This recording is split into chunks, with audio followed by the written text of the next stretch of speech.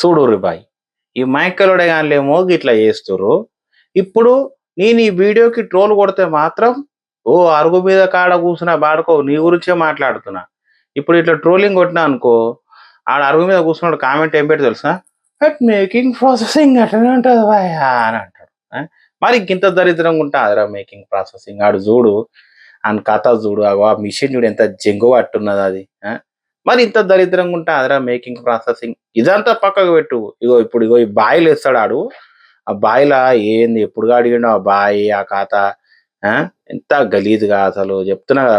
ఆడనే చెప్పులు వేసుకొని ఆడనే కోసుకుంటా ఆడనే ఆ కడాయి అయితే మరీ బాబా కొత్త కడాయి అనుకుంటా. అది ఏ జమాలో ఉన్నాడో బూచుడికాడు కానీ ఇగో ఆ బకెట్ ఆ కాత ఆ కారం ఇప్పుడు ఇగో ఈడు చూడు మరి ఈడైతే మరీ అన్యాయం. మరి కడాయిలే కూర్చుడు. నాకు తెలిసి ఇక ఆయనకి దురద పెట్టినా ఏం పెట్టినా అట్లనే చేపెట్టుకొని ఒక్కేటట్టున్నాడు ఆడు. సో ఇప్పుడు ఇగో గిట్లున్నది. నేను ఒకటే మాట చెప్తున్నా. తింటే మంచిగా ఇంట్లో చేసుకొని తినరు. లేకపోతే మీ కూడన్నా ఇగో ఇసోటి వాడడం కాదు.